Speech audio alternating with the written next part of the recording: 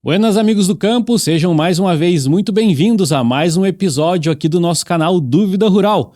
Eu sou Alex Zecchini, o seu comunicador, e aqui nós trazemos a experiência, o conhecimento e a informação daqueles que vivem no campo, do campo e para o campo. E no episódio de hoje nós vamos falar sobre pastagens cultivadas, sobre forrageiras de clima tropical, forrageiras de clima temperado e as estratégias que o produtor pode utilizar para manter essas pastagens e aproveitar o máximo de produção que elas têm a oferecer para a produção da pecuária na sua atividade. Então, se esse assunto é do seu interesse, fique aqui com a gente. Este é o Dúvida Rural, o seu canal de respostas do meio rural.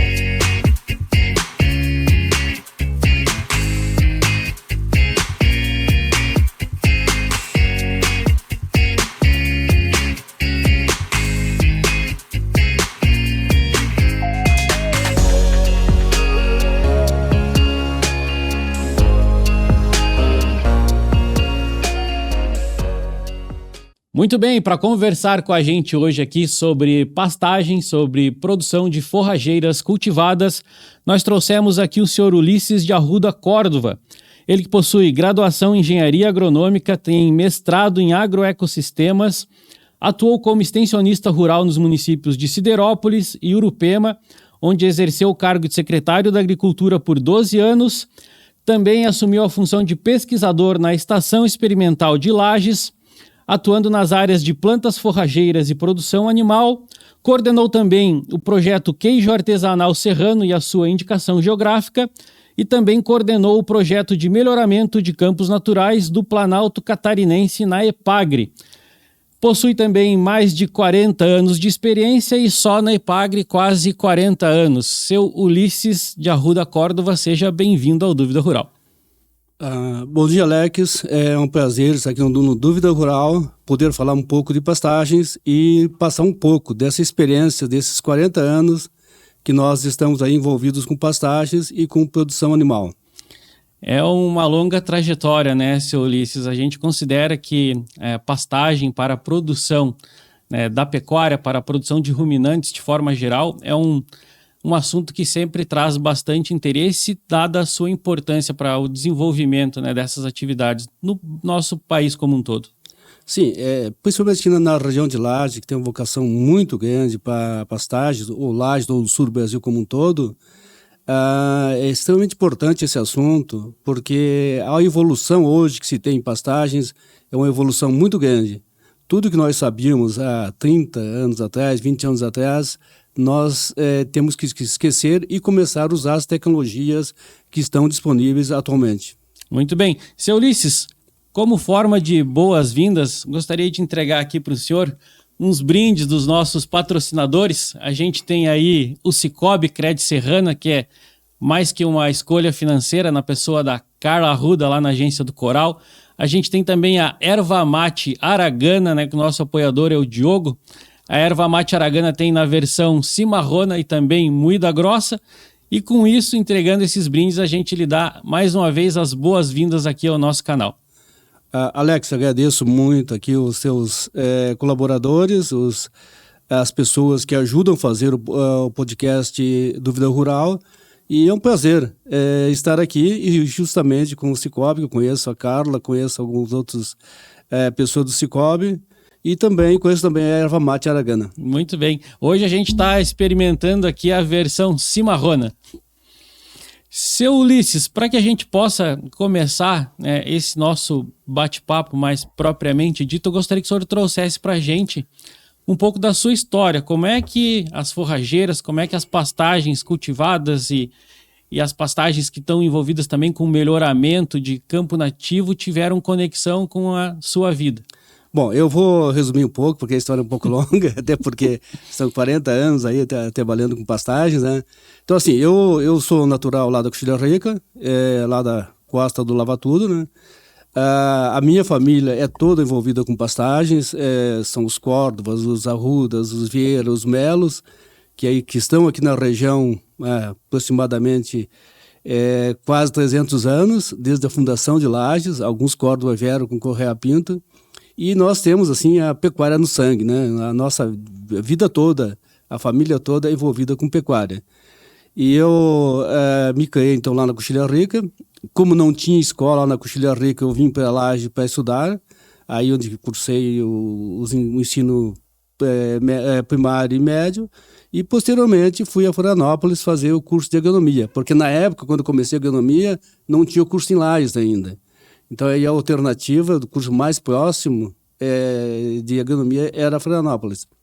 Por que agronomia? Porque, assim, pela identificação que se tinha com o próprio campo, né? Ou era agronomia ou era veterinária. Mas eu, particularmente, gostava mais da área de agronomia, porque eu já me via, assim, como alguém trabalhando com pastagens. Então, essa é um pouco da história, né? Consegui, assim, concluir o curso lá em Florianópolis. Posteriormente, trabalhei algum tempo em alguns municípios como extensionista rural e saí para fazer mestrado em Florianópolis, na área de agroecossistemas, mas com ênfase em melhoramento de pastagens naturais, onde tive um grande mestre, que foi o professor Mário Vicenzi, e o professor Ribeiro, que tem uma propriedade aqui em Lages. Então, a partir daí eu comecei os trabalhos com pesquisa, saindo da extensão, indo para a Estação Experimental de Lages, onde tive a oportunidade de coordenar alguns projetos, principalmente na área de melhoramento de pastagens e avaliação de cultivares de pastagens. E, posteriormente, por uma demanda da empresa, também coordenei a IG do projeto do queijo artesanal serrano. Que hoje é tão representativo também na nossa região, né? O queijo artesanal faz parte da nossa cultura e está tão bem representado através dos selos que ele possui. Sim, o queijo artesanal, só fazendo aí um pouquinho, uma parte em termos de pastagem, o queijo artesanal, ele é anterior à fundação de Lages, né? Ele começou a ser produzido antes de Lages ser fundada como município, a Vila de Lages, Nossa Senhora dos Prazeres das Lages, o queijo já era produzido aqui, porque era uma herança de açorianos e bandeirantes paulistas que vieram para a região de Lages e já conheciam justamente a técnica de queijos, né, de produzir queijos, lá principalmente dos açorianos que vieram do litoral. E aí, como aqui já existia um rebanho de gado, que era de origem aí dos jesuítas, né, eles começaram a amansar esse gado, a dominar esse gado, justamente para fazer queijos. E hoje a gente tem o queijo artesanal serrano sendo conhecido e reconhecido nacionalmente, né? Porque através do selo Arte, por exemplo, ele vai além fronteiras e é uma representação muito significativa que a gente tem da nossa região aqui, né, seu Ulisses? Assim como é o gado crioulo lajano, assim como é a Coxilha Rica também, né? E como o senhor citou, né, que as suas raízes estão na Coxilha Rica, a Coxilha Rica é um exemplo dessa mudança de paisagem que a gente tem visto, né? Mas não só na Coxilha Rica, acho que o nosso país como um todo, né, vem se modificando ao longo dos tempos, né? Esse mosaico vem sendo formado pela introdução de grãos, pela introdução de florestas, né? E isso é uma coisa que representa a nossa região como um todo. Mas também, né, a gente teve essa evolução formada por conta das pastagens, né?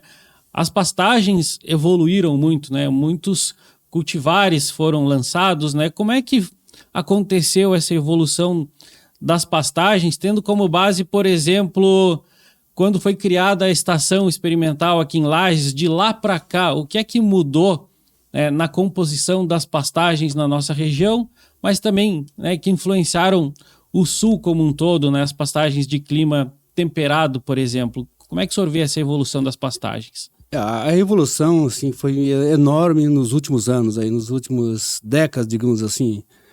Quando a Estação Experimental de Lages, então Posto Técnico Federal, foi fundado, vieram algumas pastagens da Europa, tipo capilanudo, fluva, o próprio azevém, talvez alguns cultivares de aveia, mas não eram totalmente adaptadas ao nosso ambiente.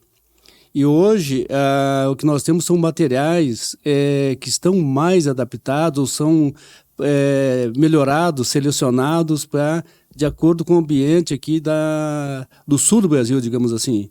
Porque todo tem uma rede de pesquisa de aveia, de azevém, trabalhando em melhoramento de pastagens, com a conexão também com o Uruguai, e por consequência o Uruguai é muito próximo da Nova Zelândia, que está no mesmo paralelo. Então, essa evolução é muito marcante. Eu sempre digo assim, nos últimos anos aí mudou tudo o que nós sabíamos de pastagem. Hoje nós temos materiais muito modernos, materiais que produzem muito mais e materiais que permitem ter uma produção muito grande em termos de resposta animal. Claro, há necessidade de continuar evoluindo, pesquisando, porque o clima muda, os animais atuais são mais exigentes. Nas raças, antigamente era coelho lajano, hoje são raças britânicas principalmente. Então, tudo isso tem necessidade de evoluir as pastagens também, os cultivares que nós trabalhamos. Assim como a pecuária vem evoluindo, a intensificação vem evoluindo, né? Essa necessidade de evolução das pastagens também é notória. E se a gente for buscar hoje por espécies mais adaptadas, espécies mais utilizadas, tanto gramíneas quanto leguminosas, o que é que a gente tem hoje, seu Ulisses, de maior uso, digamos assim, pelas propriedades rurais que trabalham com a produção de carne de forma geral, né, relacionadas à pastagem na nossa região e talvez, como o senhor falou, no sul como um todo? As pastagens, assim, nós podemos dividir em pastagens anuais e perenes. Em termos de pastagens anuais, falando aí de clima temperado ou aquelas chamadas de inverno, nós temos aí as aveias Evém, que são, logicamente, as mais utilizadas. E temos, em termos de anuais, também temos algumas pastagens tropicais. Milheto, capim-sudão, principalmente, que nós utilizamos aqui na região. Pastagens perenes, nós temos aí a festuca, o dátilo e as próprias leguminosas, toivo branco, toivo vermelho e cornichão. E está entrando ultimamente aí algumas pastagens perenes de clima tropical e subtropical, que aí a gente tem um contato bastante grande com tífito, com giges, missioneira gigante, que é a Epagre, que é o lançamento da Epagre, e as próprias bactérias híbridas que estão entrando nos últimos anos, que para nós é uma surpresa até. E é uma surpresa por conta dessas mudanças que a gente tem percebido, ondas de calor muito forte, talvez fora de época. Como é que o senhor atrela esse surgimento de híbridos na nossa região? Quais são as variáveis que influenciam isso? Talvez não só o surgimento de híbridos, mas a introdução de pastagens mais tolerantes ao calor, mais tolerantes a estiagens. Porque, assim, uma coisa é evidente nas pequenas e médias propriedades.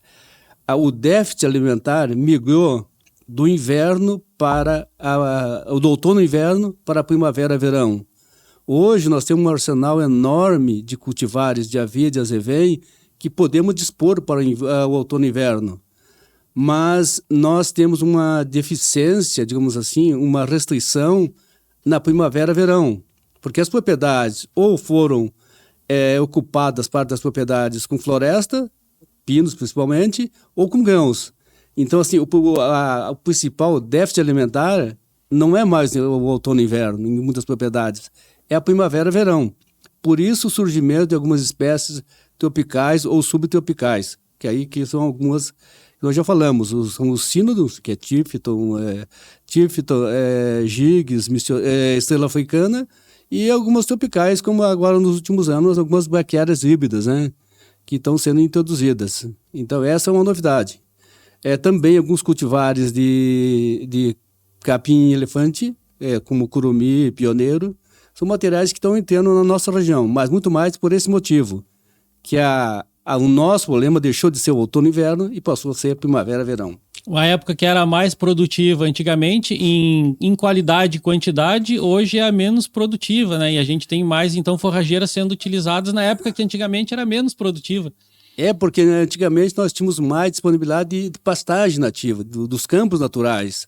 E hoje, assim, essas áreas de campos naturais, como eu já falei, estão sendo ocupadas por outras atividades. Então, o produtor, assim, tem pouco espaço de campo natural nas pequenas e médias propriedades, como também já falei, ele tem necessidade de ter materiais mais produtivos, que tenham maior capacidade de suporte, maior lotação, que tenham mais resposta. Então, por isso que está havendo uma mudança, e hoje nós temos que ter um olhar, digamos assim, um olhar intenso sobre também as forrageiras tropicais e subtropicais, que não era uma preocupação até alguns anos atrás. E essa preocupação que se tem agora em produtividade é uma preocupação que também se tem, e através de estudos tem se intensificado, que é em relação também à longevidade, né? O tempo, ao ciclo dessas espécies, por exemplo, das gramíneas. Muita coisa tem sido estudada em função do ciclo. Então a gente tem mais produtividade, mas também tem espécies que estão, né, apresentando um ciclo maior. Gostaria que o senhor comentasse um pouco sobre como é que é a sua visão sobre o ciclo, né, que foi sendo estudado ao longo dos tempos para desenvolvimento dessas espécies das gramíneas de forma geral. Quando a gente fala em ciclo, fala basicamente de pastagens anuais, principalmente gramíneas. Aí entram os cultivares de aveia e de azevém. Hoje, a grande preocupação, quando se fala em pastagem, é ter materiais de ciclo longo ou materiais de ciclo extra longos, que produzam por mais tempo. Hoje nós temos azevens que produzem por até 200 dias, aveias que chegando próximo a 200 dias, materiais que a gente não tinha alguns anos atrás. Isso traz um grande benefício para os produtores, porque aumenta o período de utilização da pastagem. Ou seja, se a gente utilizar um material que produza por 120 dias, que são 4 meses, se implantado em abril, em agosto, setembro, vai estar encerrando o ciclo. Mas nós temos aveias e azevens hoje que produzem até final de novembro, dezembro, e alguns materiais chegando a janeiro. Então, isso para o produtor que é o pecuarista, assim, que ele não tem integração lavoura-pecuária, é extremamente importante. Ou até mesmo para quem tem integração lavoura-pecuária, talvez não precise de um ciclo tão grande, mas é importante ter um ciclo mais longo. Até na integração lavoura-pecuária, para quando forem introduzir o grão, fazer a dessecação da pastagem, tenha material suficiente para fazer a cobertura do solo. Que é outra coisa que às vezes implica, né? A gente vai entrar um pouco nessa questão, né, integração lavoura-pecuária, né, altura de pastagem, no que tem que deixar de matéria seca para dessecação.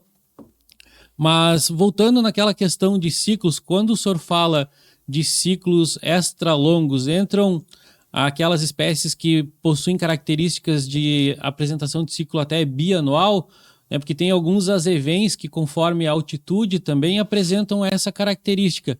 Elas estão inclusas nesse ciclo que o senhor se refere, de extra longo? Assim, materiais com ciclo extra longo, nós temos alguns materiais de aveia, alguns cultivares de aveia, mas nós temos vários cultivares de azevém. Aí entram os cultivares itálicos, que são materiais que entraram no mercado brasileiro a partir de 2010, 2011, onde foram feitos os primeiros testes, que são materiais que na altitude, como você falou, podem produzir até janeiro, fevereiro, e tem materiais que produzem por vários anos sem necessidade de replantio, mesmo sendo azevém anual, por exemplo. Então, é uma espécie de azevém anual que na altitude vai produzir por alguns anos. Nós tivemos experiência em São Joaquim, lá na estação experimental, de um cultivar que produziu por 4 anos sem necessidade de replantio, cortando inverno e verão o tempo todo. Claro que aí ia ser uma condição muito específica de 1.300, 1.400 metros de altitude, que não é o caso da região de Lages, por exemplo. Essa é uma característica específica do azevém itálico. Ele precisa dessas condições de frio, de vento, de clima, né, de altitude, para que ele possa se manifestar dessa forma e permanecer, né, de um ano para o outro, digamos assim, e florescendo, inclusive. Isso. Na verdade, assim, os azevens hoje ele podem ser classificados em 2 variedades, itálicos e azevém westerns. Então, os itálicos, eles têm uma característica muito própria, que aqueles perfilhos que nascem né, na primavera e que não passam por um período de frio, eles não emitem inflorescência. Por isso que eles produzem por mais tempo e às vezes por alguns anos. Porque Mais tempo vegetando. Então assim, como o perfil que nasceu na primavera, por exemplo, em outubro, novembro, esses perfis, mais que um sempre, não passaram por um período de frio. Como eles não passaram por um período de frio, eles não encerram o ciclo. A pastagem continua vegetando igual, como se fosse o outono e inverno, mesmo no verão. Claro que em região de altitude. Isso é uma característica bastante importante, né? Porque nas regiões de frio, né, tendo um azevém com essas características, é praticamente uma garantia de que o produtor tenha pasto ali por mais tempo e não se preocupe, talvez, tanto com ressemeadura. Sim, é uma característica fundamental para essas regiões mais de altitude, mas mesmo aqui na região de lá, digamos assim, 900 metros, 950 até 1.000 metros, esses azevens, eles vão produzir até dezembro, janeiro, e às vezes, dependendo das condições de clima, quando o verão não é muito quente e chove bem, também vão passar por talvez 1 ou 2 anos produzindo, sem necessidade de replantio. E esses azevens que o senhor citou, né, tanto o western quanto os itálicos, eles podem ser diploides ou tetraploides, né, seu Ulisses? E qual é a diferença de um para o outro? Dá para a gente imaginar que, por exemplo, um azevém itálico tetraploide, ele pode ser bem melhor do que um diploide. O western, por exemplo, colocando assim dois extremos, gostaria que o senhor trouxesse um pouco dessas características de ploidia dos azevens, né? E como é que o produtor pode pensar em escolher um azevém com base nisso? Se ele é diploide, tetraploide, se ele é o western convencional ou se ele é itálico? Bom, na verdade, assim, azevens itálicos, eles vão produzir por mais tempo. Porque isso está na genética da variedade. Azevens western, eles têm o ciclo mais curto normalmente. Azevens tetraploides, os tetraploides possuem folhas maiores, folhas mais largas, mais conteúdo celular, adensam mais a pastagem e produzem por mais tempo. Enquanto que os diploides, eles emitem mais perfilhos, mas eles têm folhas menores, eles têm um período de produção menor. Então, essa é uma diferença básica, né? Então, a qualidade dos tetraploides normalmente também são... a qualidade, que eu digo, o valor nutritivo é maior, em função de que... isso que eu falei, que o conteúdo celular tem mais proteína, tem mais qualidade. Então, os azevém diploides, eles interessam mais por alguns sistemas, tipo integração lavoura-pecuária, que talvez não seja importante, não seja necessário, importante mas não é necessário, um material de ciclo tão longo quanto um tetraploide ou um itálico. Mas é importante dizer assim que hoje nós não temos um azevém melhor para todas as condições. Nós temos que encaixar o cultivar de acordo com a proposta que o produtor quer. Porque se ele quer fazer, por exemplo, ele quer implantar milho ou soja no final de outubro, início de setembro, talvez não interesse um azevém tetraploide, que é mais caro, que custa mais para ele. Porque esse tetraploide está em plena produção durante o período da introdução dos grãos, da implantação dos grãos. E ele vai ter que dessecar esse azevém quando ele está em plena produção. Então, vai perder e talvez no auge. Vai perder, assim, vai dessecar no auge, praticamente. Então, talvez aí interesse mais um diploide, mas não um diploide de ciclo muito curto. Diploide bom, um diploide que produza por um período um pouco maior. E o senhor falou ali de qualidade, né, de maior teor de proteína nos tetraploides, isso? Dá para a gente associar isso com palatabilidade também, quando a gente fala de qualidade de proteína e de qualidade de tetraploide, pensar que o gado vai comer melhor um tetraploide em detrimento do diploide? O azevém, de maneira geral, já é uma planta extremamente palatável, né? Então, o gado talvez consuma um pouco maior, um pouco mais, digamos assim, o tetraploide, porque a pastagem é mais densa, a pastagem está mais disponível ali para o animal. Mas a proteína, em azevém sempre é uma proteína que satisfaz a demanda do animal, a necessidade do animal. Porque o azevém hoje, mesmo os diploides, eles têm em torno de 24%, 25% de proteína. Os tetraploides chegam a ter 30%. Então, assim, proteína não é problema hoje nas pastagens de inverno. Palatabilidade também, no caso do azevém, não. No caso do azevém, também não. A aveia, também não, digamos assim. Tem algumas espécies que a gente tem um problema de palatabilidade, mas não é o caso dessas anuais. Quais que a gente pode citar aqui que podem ter alguma restrição de palatabilidade, seu Ulisses? Pode ser talvez aí algumas espécies mais... algumas anuais e algumas perenes. O anual, vou citar uma, por exemplo, capim lanudo, Alcos lanatus. Às vezes assim, o gado não consome com tanta facilidade. Se você colocar o mesmo animal numa pastagem de azevém e de capim lanudo, que é o Alcos lanatus, provavelmente ele vai consumir primeiro o azevém. Algumas festucas já não são tão palatáveis, embora as festucas modernas, digamos assim, do chamado grupo moderno, lançados ultimamente, são bastante palatáveis. Então tem alguns materiais que, assim, que os animais têm uma certa preferência, porque o bovino em si, e o ovino mais ainda, é um animal de consumo seletivo.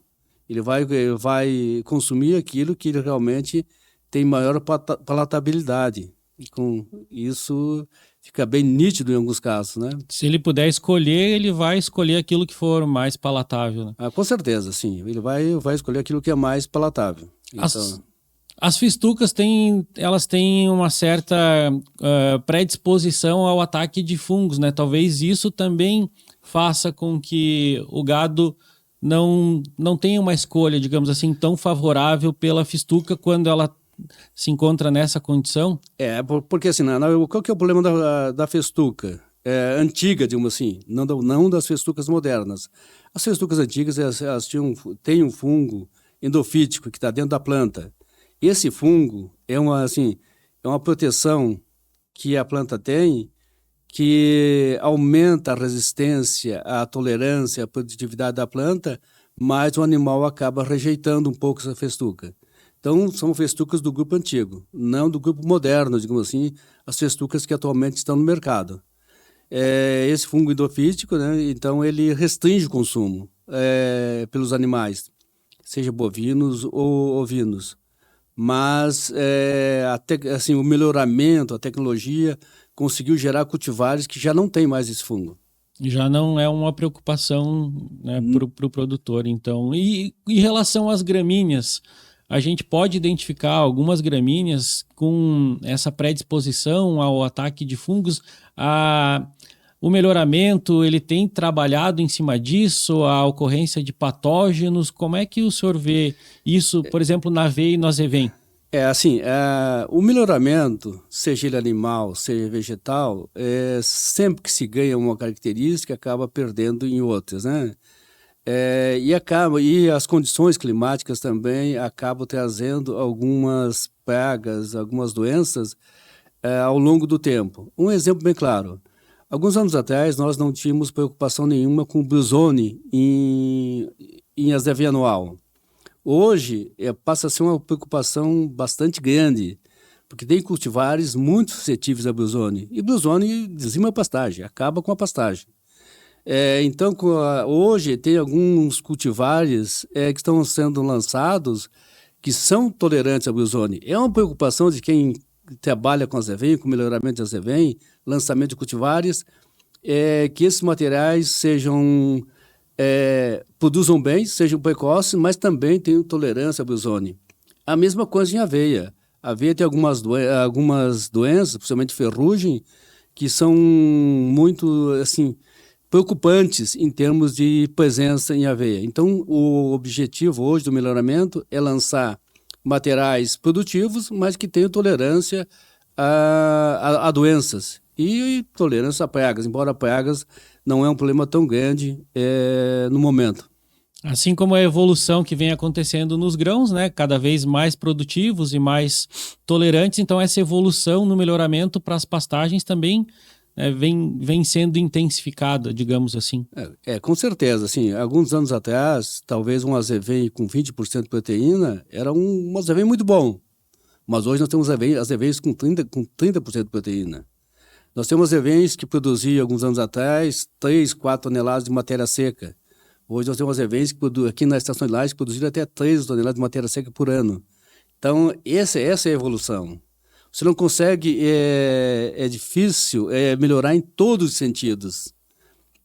Isso vale, eu repito, assim, tanto para melhoramento animal quanto vegetal. Que é um exemplo assim, do melhoramento animal que não deu certo, quando aumentaram muito o charolês para ganho de peso. Animais muito grandes, animais com matrizes com 900 quilos, com matrizes com 1.000 quilos. O que aconteceu? Essas vacas não davam mais leite. Então tem essas características em melhoramento vegetal e animal. E o charolês também tem uma particularidade que, por um tempo, o charolês era muito grande no nascimento também, né? E causava muito problema de parto. Então, às vezes, tu quer um animal grande, né? De grande valor agregado em relação ao peso, mas isso pode trazer algumas consequências. E o que o senhor está dizendo é que, da mesma forma, o melhoramento vegetal também pode ocasionar algumas consequências conforme a variável que tu escolhe melhorar. Sim, com certeza, sim. Então a gente não consegue melhorar todas as variáveis ao mesmo tempo, assim. Nem tudo é vantagem, melhoramento. Algumas coisas vão acontecer. Ou questão de doença, ou questão de pragas, ou materiais muito suscetíveis a pisoteio, a pastejo, ou materiais que têm pouca tolerância a condições climáticas, a baixas temperaturas ou ventos de altitude, por exemplo. E alguma coisa, seu Ulisses, em relação à quantidade, por exemplo, a densidade por hectare, foi melhorada ao longo do tempo? O que a gente teve de mudança, se é que a gente teve? O que a gente jogava, digamos assim, por hectare há um tempo atrás é o mesmo que a gente joga hoje? Aquele valor do azevém lá, 20, 25 quilos, que a gente pode jogar hoje, aveia de 80, 100 quilos. É um valor que foi melhorado ao longo do tempo? Era diferente? Como é que isso vem sendo trabalhado no melhoramento? Se é um fator que pode ser melhorado, como é que é a sua visão sobre isso? Na verdade, assim, antigamente que eu digo algumas décadas atrás, nós tínhamos muita semente comum no mercado. Aí semente que não tinha qualidade, a germinação era baixa, a pureza não era desejada. Então tinha que se aplicar a azevém, por exemplo, 40, 50 quilos por hectare. Hoje não tem mais essa necessidade. Hoje nós temos azevens que podemos trabalhar tranquilamente com em torno de 20 a 25 quilos por hectare. Aveia não precisa, uns anos atrás nós tínhamos que colocar aí mais de 100 quilos. Hoje nós temos cultivares de aveia que 60 quilos é o suficiente. Então, isso também foi bastante melhorado, porque isso melhorou a qualidade do material. O material perfilha mais, o material produz mais, o material rebrota com menos tempo. Então, tem algumas diferenciais bastante grandes em termos de evolução dos cultivares. Evoluíram para trazer economia para o produtor, né? Economia no sentido de densidade por hectare, né? O produtor hoje ele consegue trabalhar, então, colocando menos material por hectare, menos azevém, como o senhor falou, menos aveia também. Mas ele teve uma evolução no sentido... Bom, à medida que o melhoramento também foi evoluindo, essas cultivares novas, elas foram encarecendo. Como é que o senhor vê essa questão de custo, já que a gente está falando um pouco de custo, né? Porque o produtor hoje está jogando menos por hectare.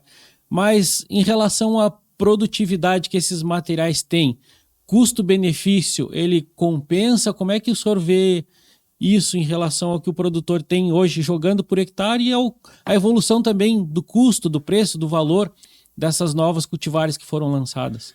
É claro que se a gente colocar na mesma situação um azevém comum, semente comum, digamos assim, e um azevém melhorado, um tetaploide, um azevém itálico, esses materiais melhorados vão ser mais caros. Mas a resposta animal é muito maior também. Então ele vai produzir mais. Então o custo-benefício acaba compensando. Porque você imagine, eu cheguei em propriedades alguns anos atrás que o azevém estava encerrando o ciclo em setembro. Mas setembro para nós aqui talvez seja a pior época, agosto, setembro. Onde os animais mais necessitam de alimentação, porque é o final do inverno. Os animais estão vindo de 3, 4 meses aí de déficit alimentar. Então, setembro tem que ter pastagem. E eu cheguei numa propriedade, aqui no Capão Alto, que o azevém estava encerrando o ciclo. Mas eu tenho, como eu já falei, no mercado tem materiais que produzem até praticamente janeiro. Então, esses materiais aparentemente mais caros têm um custo-benefício maior. Então, o produtor tem que pensar um pouco nessa questão. Comprar somente pelo preço já deixou de ser uma recomendação há muitos anos atrás. Nem sempre o material mais barato é aquele que vai dar melhor custo-benefício. Ao contrário, normalmente é o material que tem o pior custo-benefício. É claro que o material melhorado vai custar mais no mercado, mas vai ter uma resposta melhor a campo também. Seja em produção de matéria seca, que resulta em maior produção de peso vivo por hectare, ou então no tempo de produção dessa pastagem. Muito bem, para você que está nos acompanhando aqui nesse bate-papo com o senhor Ulisses de Arruda Córdova, nós estamos falando sobre pastagens cultivadas, nós estamos falando sobre aveia, azevém e azevém melhorados, aveia e azevém diploides, tetraploides, variedades itálicas. Eu quero que você se inscreva no nosso canal, se já não for inscrito, e também nos acompanhe através das nossas redes sociais. E, senhor Ulisses, isso que o senhor falou tem a ver também com o manejo, né? A pessoa entender que o manejo, né, dessas gramíneas ele também interfere, né? Como é que o produtor hoje pode pensar em manejar melhor então essas espécies? A época de plantio, né, com o melhoramento, ela mudou, ela se manteve, né, teve alguma alteração? Hoje, como é que o senhor identifica, né? Claro que vai depender daquilo que o produtor quer, mas como é que o senhor identifica, então, a época de plantio relacionando essas variedades? Como é que o produtor pode se ater a esse assunto? Bom, primeiro falando em época de plantio. Hoje, alguns cultivares, seja de azevém ou de aveia, permitem o plantio bem mais no cedo. Assim, alguns cultivares, a partir de fevereiro, claro que dependendo das condições climáticas, evitando aí condições de clima muito quente e também de estiagens, a partir de fevereiro é possível plantar alguns materiais que vão produzir até outubro. Então, são quase 10 meses de produção. Então, isso já nós temos no mercado alguns materiais. Embora a melhor época de plantio de pastagens temperadas seja o mês de abril, mas hoje esses materiais melhorados, digamos assim, já permite essa antecipação do plantio. E plantando em fevereiro, nós vamos combater, digamos assim, vamos ter material suficiente em termos de pastagem no vazio forrageiro de outono, que é tão marcante para nós aqui. Quando o campo nativo, as espécies nativas já não produzem mais, quando ocorrem as primeiras geadas, e ainda nós, às vezes, não temos as pastagens cultivadas. Plantando cedo, nós vamos deixar assim coberto esse vazio forrageiro de outono. Então, isso já é uma novidade bastante grande. Agora, é importante dizer, não são todos os cultivares que toleram esse plantio no cedo. São alguns cultivares de aveia, principalmente aveias brancas. Vou citar 2 cultivares, aveia branca impacta e suprema, e alguns azevens, no caso aí, mais diploides, que tem maior tolerância ao calor, principalmente azevens cultivares, aí sem citar o nome de empresa, mas Feroz e Alto Vale. O Alto Vale é um material lançado pela IPAGRE em parceria com a Cargill. Então esse é uma novidade, digamos assim, dos últimos anos aí, que é a antecipação do plantio de forrageiras de clima temperado. Isso seria uma vantagem para aquele produtor que lida só com pecuária, por exemplo. Ter um plantio mais no cedo. Exatamente. Porque ele vai ter, se ele planta mais no cedo, ele vai ter pasto mais no cedo. no outono, que é o grande problema que eu já falei. Claro que vai depender também aí das condições climáticas.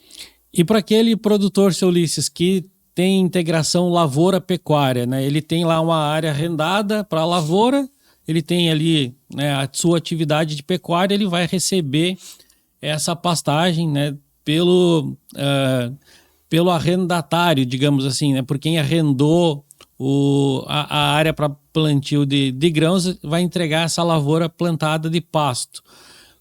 Como é que o senhor vê, né, essa relação aí de plantio de pasto por quem trabalha com lavoura, para aquele que tem que receber esse pasto, qualidade dessa pastagem, ciclo, tempo em que essa pastagem vai estar disponível?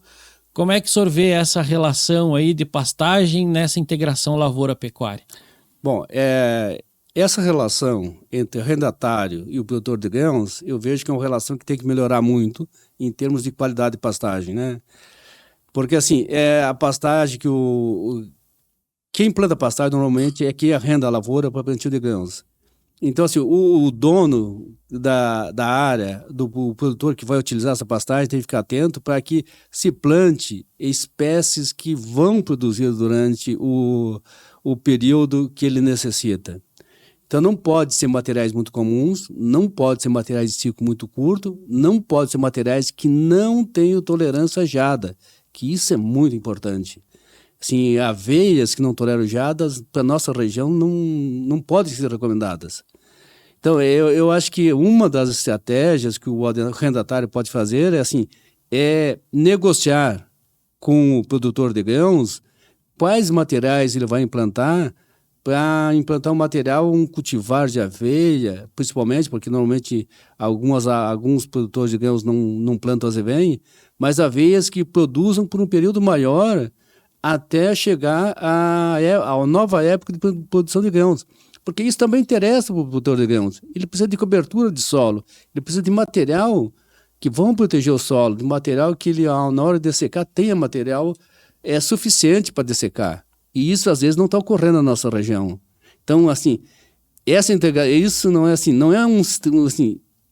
não é um plantio direto. Às vezes, o plantio direto acaba sendo um plantio em solo descoberto. Então, por esse fator de plantio de materiais muito comuns. Acaba que gera, de certa forma, um conflito, né, em que aquele que produz grãos precisa de uma cobertura maior antes de dessecar, e aquele que produz pecuária, ele precisa aproveitar ao máximo daquela pastagem, né? Então, sim, é preciso encontrar um meio termo aí que seja favorável para as duas partes, né, seu Ulisses? Sim, eu acho que aí, assim, o que eu recomendo sempre é o arrendatário, quem arrenda a área para grãos, negociar com quem vai plantar a pastagem para plantar um material de melhor qualidade, não plantar um material produzido sem certificação, sem registro, um material muito comum. Porque isso, assim, é o que mais está acontecendo na nossa região, especialmente na nossa histórica Coxilha Rica aí, que a gente acompanha bem. A gente vê lá nos meses de setembro, final de agosto, setembro, início de outubro, já não tem mais pasto.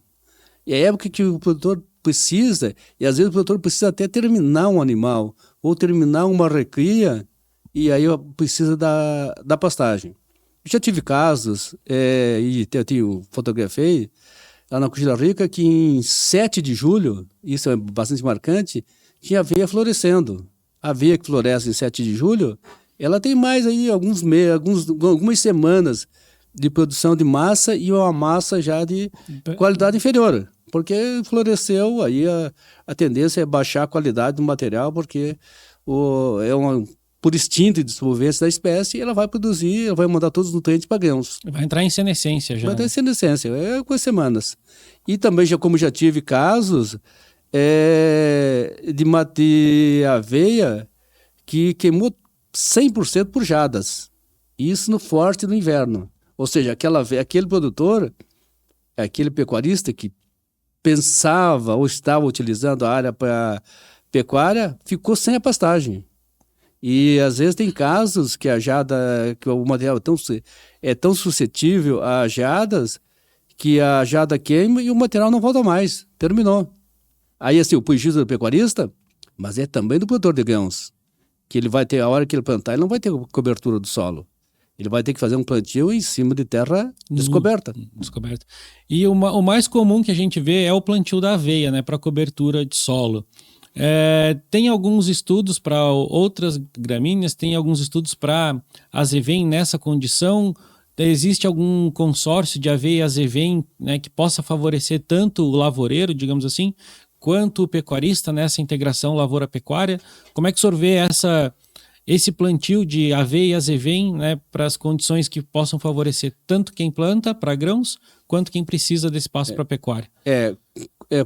Por que os produtores de grãos preferem plantar aveia? Porque a aveia não tem resistência a glifosato, que é o famoso Roundup, né? Falando aí no nome comercial.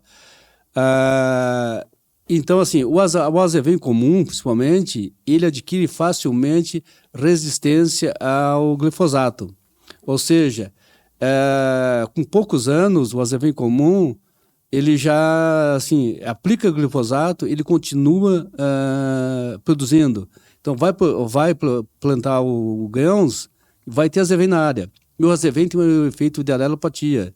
Onde tem azevém, outras plantas normalmente não vem, não se desenvolve bem. Então, assim, se for plantar azevém, tem que plantar alguns azevém, isso já tem algumas características, já vem até descrito, azevéns que não têm resistência a glifosato. Então, aí é possível fazer o consórcio aveia-azevém. Se não, aí é melhor plantar só a aveia mesmo, mas uma aveia de boa qualidade, de uma cultivar aí recomendada pela pesquisa, pela extensão rural.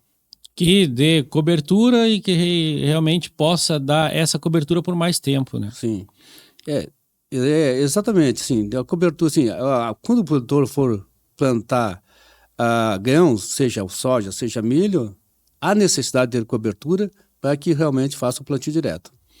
E, seu Ulisses, a gente, né, trabalha muito com altura de entrada, saída dos animais, né, em função da produção, né? Esse caso de integração lavoura-pecuária é um fator preocupante para quem planta grãos, né? Em que altura que o produtor vai deixar, né, essa pastagem para que ele possa depois praticar a dessecação. Mas no caso do produtor que tem esse plantio de forrageiras para a produção de pecuária unicamente, o que o senhor considera que seja um manejo adequado de entrada, um manejo adequado de saída? Se tratando então dessa questão de manejo das pastagens cultivadas, direcionando um pouco só para a pecuária, como é que o senhor considera um manejo ideal nessa situação? Bom, manejo, sim. Primeiro, assim, é bom esclarecer aqui. O manejo é tão importante quanto plantar uma boa cultivar, fazer uma boa implantação da pastagem.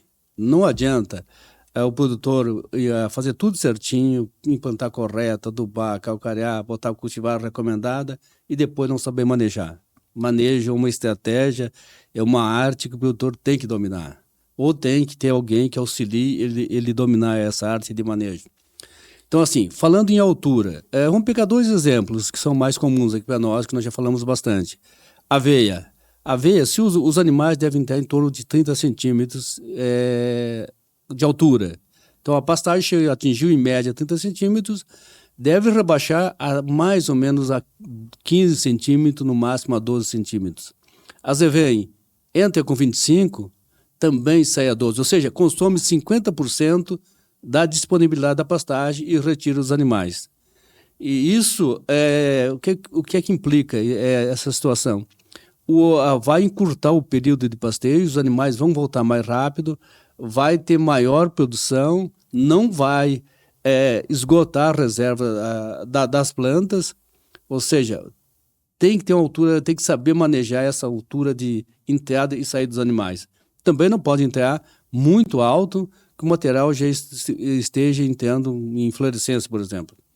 Isso tem uma relação muito forte com o teor de proteína relacionado à altura da pastagem. Como é que é essa relação? Exatamente, assim, quando o produtor maneja bem, a pastagem vai apresentar uma quantidade, um percentual desejado de proteína. Baixou muito, baixa a proteína também, porque aí vai ter mais caule. que tem menor teor de proteína. Passou muito do ponto de entrada, começa a produzir mais lignina, mais celulose, hemicelulose, então também baixa qualidade. Então a qualidade está muito relacionada com a altura da pastagem. É aquele ditado que diz que o boi também não pode pegar muito frio na canela, né? Assim, o boi não pode pegar muito frio no casco, na canela, exatamente. É essa a situação, né? Então, isso é muito típico hoje, assim.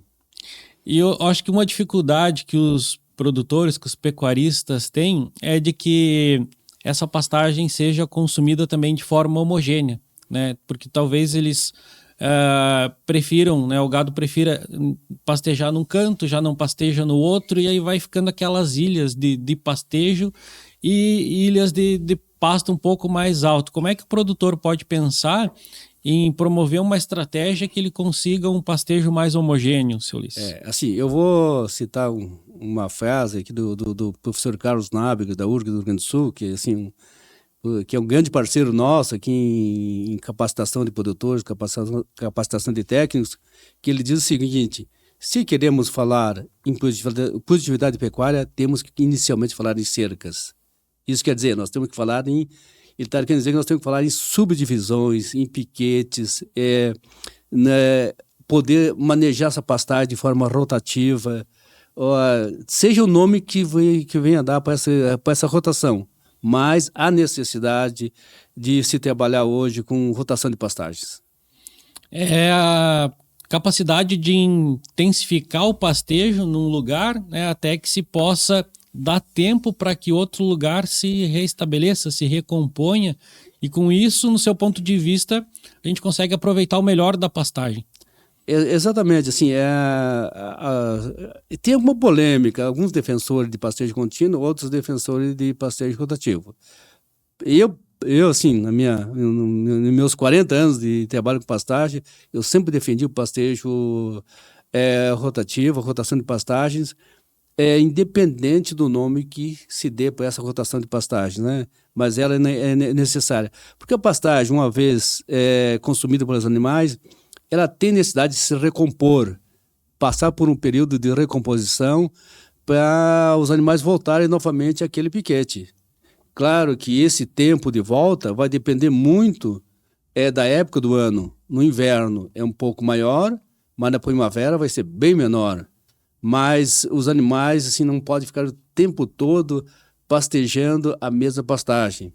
Aí entra um pouco dos conceitos do Voisin, que no máximo em 3 dias os animais têm que saírem daquele piquete e só retornarem quando realmente ter condições novamente de ter altura para pastejo.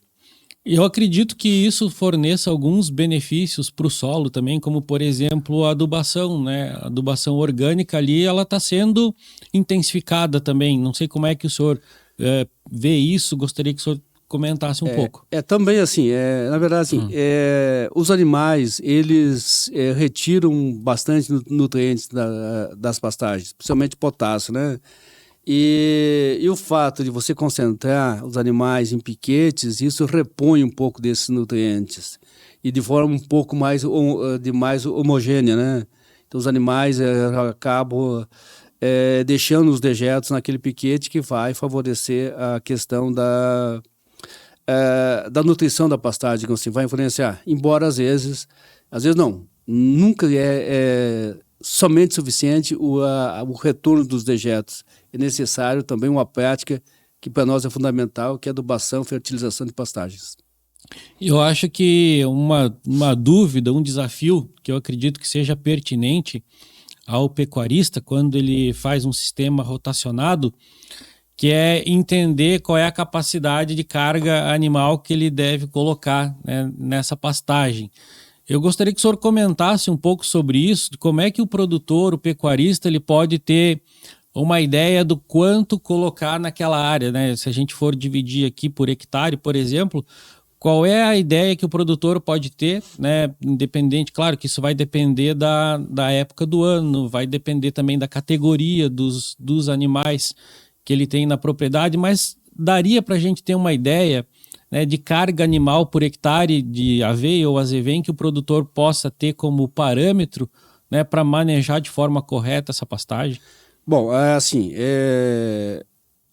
na verdade o produtor tem que observar as condições da pastagem dele, e talvez às vezes ter um auxílio técnico para ver qual a capacidade de suporte dessa pastagem, né? Então, porque essa capacidade não é igual para todos os lugares, não é igual para todas as situações. Ela muda muito, até em função do que foi falado, da época do ano e também, assim, se essa pastagem vem sendo fertilizada ou não. Mas, digamos assim, uma pastagem de inverno boa, ela vai suportar em torno de 3 unidades animais por hectare. Uma unidade animal é um bovino em torno de 450 quilos, ou seja, daria em torno de 1.000 e poucos quilos por hectare de carga animal. Mas isso, assim, isso não é uma regra, assim, não é uma receita, isso é para todas as situações. Vai depender muito da qualidade dessa pastagem, como ela vem sendo manejada, como ela vem sendo fertilizada, enfim, de vários fatores. Muito bem, para você que está nos acompanhando aqui neste bate-papo com o senhor Ulisses de Arruda Córdova, nós estamos falando sobre pastagens, nós estamos falando sobre forrageiras, sobre aveia, sobre azevém, sobre estratégias que o produtor pode ter para aproveitar melhor essas pastagens, para produzir mais em cima dessas pastagens cultivadas. Eu peço que você, mais uma vez, se inscreva no nosso canal, se não for inscrito, também nos acompanhe através das nossas redes sociais. E, seu Ulisses, o que hoje a EPAGRE, né, que é a instituição que o senhor representa, tem estudado, tem feito para que os produtores possam cada vez mais, né, se utilizar desse conhecimento para a produção de pecuária, para a produção de ruminantes de forma geral, para produzir carne em cima de pastagens cultivadas? Eu posso afirmar assim que eu, como já fui coordenador estadual de pecuária na EPAGRE, nós temos hoje, sim, os melhores, talvez os melhores técnicos do Brasil na extensão rural e uma pesquisa de ponta hoje com pastagens dentro da EPAGRE. Então nós temos assim bons pesquisadores e temos bons extensionistas que conseguem difundir essas tecnologias para os produtores.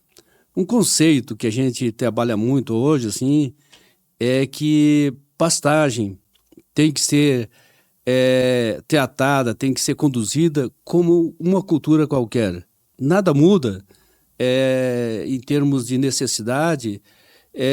Quando a gente compara o que se faz em milho, se faz em soja, se faz em outras atividades, tem que fazer também pastagem. Pastagem é uma cultura igual a essas outras culturas que eu acabei de citar.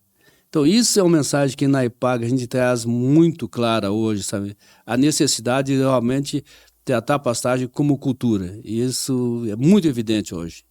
E a EPAGRE tem essa preocupação de levar as tecnologias, de gerar novas tecnologias, mas também ter um acompanhamento direto dos produtores a campo, através da extensão rural. E isso é extremamente importante, até porque a EPAGRE realiza vários eventos, né, não só para promover esse conhecimento, mas para trazer os produtores para que eles interajam, né, e percebam que esse conhecimento está sendo aplicado, né? A EPAGRE tem vários dias de campo onde, né, são demonstrados esses estudos, né, através de formas práticas, aquilo que vem sendo desenvolvido, desempenhado, né, através da EPAGRE. Eu gostaria que o senhor trouxesse para a gente também o que a gente tem de cultivares novas lançadas pela EPAGRE, né, como é que estão esses assuntos relacionados ao melhoramento e aos lançamentos que a EPAGRE tem colocado no mercado. Bom, a EPAGRE, assim, ela nos últimos anos, claro que melhoramento não é um processo para gerar um cultivar de um ano para outro, demora vários anos para gerar um cultivar. A EPAGRE tem alguns cultivares de azevém. Nós temos hoje talvez um melhor cultivar diploide do mercado, que é o Alto Vale, né? Que é um azevém que está sendo bastante comercializado, uma parceria com a Creavil, e tem uma multiplicação no Paraná, porque tem uma condição melhor para multiplicar a semente, e talvez a gente consiga multiplicar também no Uruguai, para ter pelo menos a multiplicação desse material em 2 biomas que dá segurança. E agora vem sendo trabalhado bastante fortemente pela Estação Experimental de Lages e pelo Centro de Agricultura Familiar de Chapecó a novas cultivares de aveia. Então, aí nós vamos entrar com as duas principais forrageiras no mercado. Mas também nós temos cultivares hoje de festuca, de aveia perene e também ermátea, e também de lotus corniculatus, que é o cornichão, digo assim, que nós trabalhamos com o lotus serrano, que nós chamamos. O senhor tocou num assunto aí que eu acho extremamente importante, né, que talvez, no meu ponto de vista, seja pouco difundido, que é a questão da ermátria. A ermátria, para alguns, é um excelente pasto, para outros, né, já não tem o mesmo olhar. É uma questão de costume, é uma questão de região. Em alguns lugares ela é mais apreciada, em outros menos. Gostaria que o senhor falasse um pouco sobre a ermátria, porque eu particularmente acho que a ermátria ela tem um avanço muito rápido, ela consegue trazer uma certa qualidade, né, no pastejo e composição da área, que eu acredito que seja muito favorável, mas é o meu ponto de vista. Gostaria que o senhor trouxesse o seu ponto de vista sobre a ermátria. A ermátria, assim, nós temos basicamente 3 cultivares de ermátria no mercado. Nós temos a cultivar EPAG, que é a Empasca 302, nós temos a ermátria Flórida e a ermátria roxinha. A Flórida e a roxinha são cultivares geradas no Paraná. Assim, qual que são as diferenças? A cultivar da EPAG é um cultivar que ela tem maior tolerância ao frio, ou seja, ela resiste um pouco mais às geadas e rebrota antes na primavera. A Flórida, ela produz um pouco mais, mas também ela tem uma sensibilidade muito grande a geadas, a baixas temperaturas. Então, essas são as diferenças principais. A EPAG, aqui na Estação Experimental de Lages, ela cede muda para produtores da cultivar da EPAG, que é mais adaptada, ela foi gerada para as nossas condições ambientais, ou seja, para resistir mais a esses fatores que eu falei, geadas e rebrotar antes da primavera, que é diferente da cultivar Flórida, por exemplo, que ela ocupa mais, ela coloniza mais as áreas mais rapidamente, mas também na primeira geada média ou fraca, ela já sofre. Ela já deixa de produzir. Ela é totalmente crestada por esses eventos climáticos, digamos assim. Daria para pensar em consorciar as duas, pensando em rusticidade? O que o senhor sugere? Talvez assim, o consórcio é um pouco diferente, porque assim, a ermátria vai dominar, a Flórida vai dominar muito no verão, sim, porque ela produz muito por estolões, ela se multiplica muito rápido, né? Então, mas eu acho que nós temos opções melhores aí do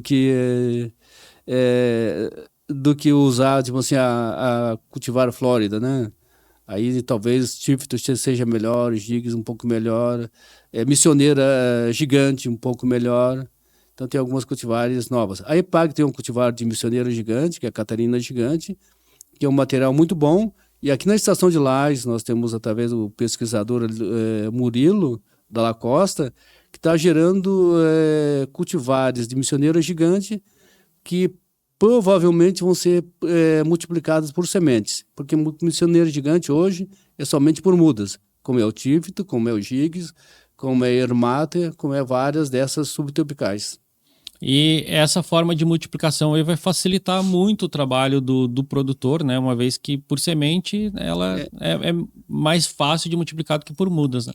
Mais barato também. Com certeza. É o que está acontecendo com a introdução aqui na região de braquiárias híbridas, por exemplo. Por que a braquiária está entrando tão rapidamente? Porque a multiplicação é por sementes. Enquanto o tífito, gigs, que talvez tenha uma resposta animal talvez até melhor do que a braquiária híbrida, mas a multiplicação é por mudas. Isso torna o processo um pouco mais caro, embora já barateou nos últimos anos, porque tem algumas máquinas que já conseguem fazer o plantio de uma forma mais rápida. Antes era tudo manual. Isso para o produtor já gera um custo, e também a mão de obra é um pouco mais difícil, né? Quando não tem uma máquina especializada para isso. Principalmente na nossa região, onde as áreas são maiores. Falando em oeste, do oeste, meio oeste de Santa Catarina, como as áreas são pequenas, é um pouco mais fácil trabalhar com mudas. Aqui na nossa região é um pouco mais difícil, porque as áreas de pastagem são maiores.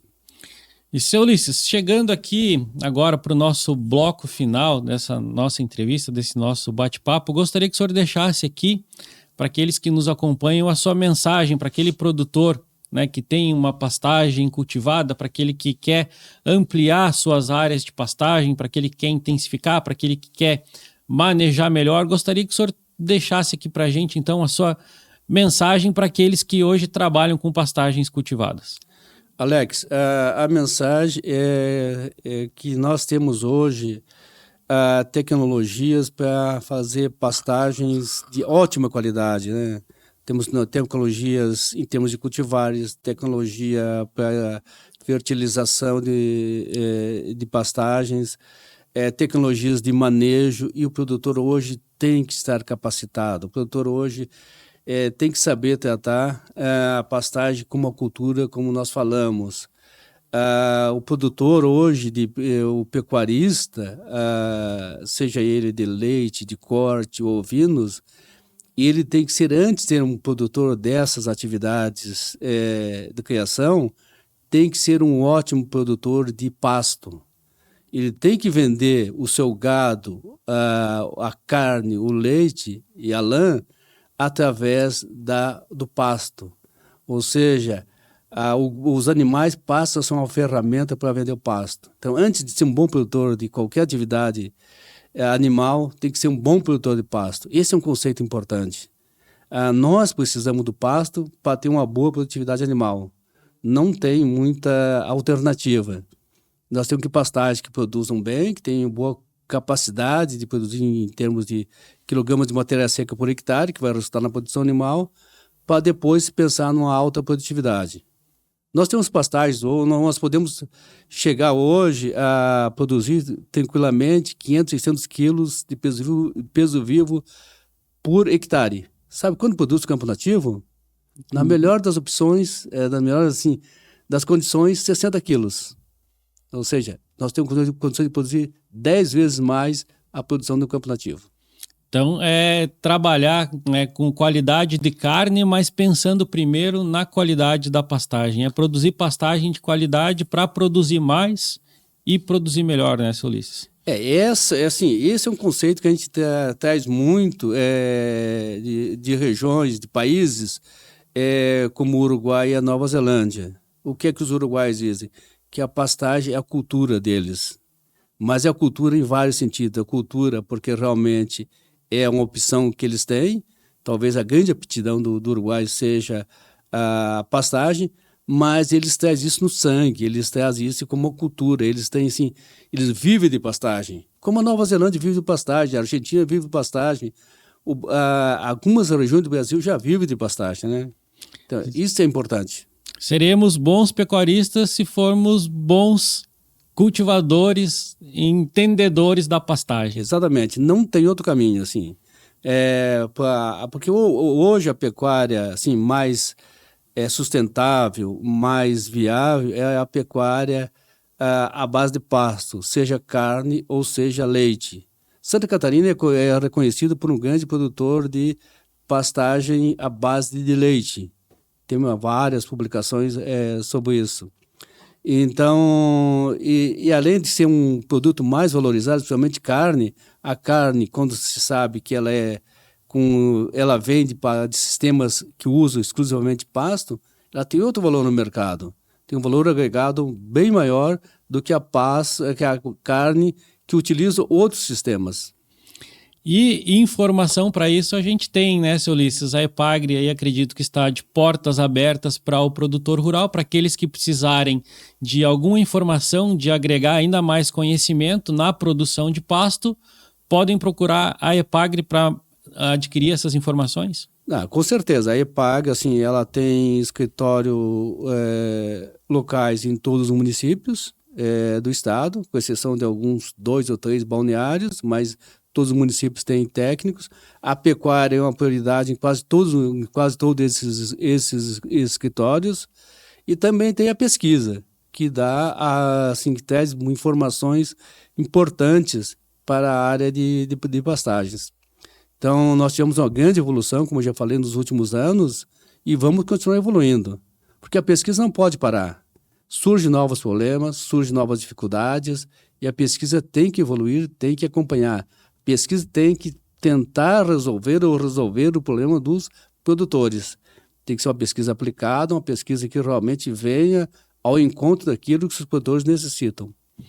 E eu acho que o produtor tem que aproveitar isso, né? Porque a Epagri faz um trabalho primoroso, vem desenvolvendo o nosso estado aí de forma extremamente significativa, né? Na área da pecuária, na produção de pastagem, mas a Epagri no meio rural vem desenvolvendo o nosso estado, né? De forma muito significativa, e não é de agora, né, seu Ulisses? É de muito tempo. Eu acho que o produtor tem que aproveitar isso, e com isso eu agradeço a sua presença aqui, a sua representação, né? Agradeço a Epagri também, né, por ter trazido essas informações através da sua pessoa. Muito obrigado por essas informações, por esse conhecimento que o senhor trouxe até nós, e acredito que isso foi bastante engrandecedor e enriquecedor para aqueles que nos acompanham. Seu Ulisses, mais uma vez, muito obrigado pela sua presença aqui. Em nome da Epagri, da Estação Experimental de Lages, eu que agradeço, Alex, e nós ficamos à disposição, estamos aqui bem pertinho, aqui no Morro do Posto, né? Com bastante informação, com bastante tecnologia para colocar à disposição dos produtores. Então, novamente agradeço e fico à disposição sempre que necessitar. Muito obrigado mais uma vez, seu Ulisses. Ok. Para você que esteve aqui com a gente neste bate-papo com o seu Ulisses de Arruda Córdova, eu peço que mais uma vez você se inscreva no nosso canal e continue para os próximos episódios nos acompanhando também através das nossas redes sociais. Foi mais uma vez um prazer, uma satisfação poder ter trazido aqui um assunto de extrema relevância para você que é da pecuária, para você que é do meio rural. Um abraço e até o próximo episódio.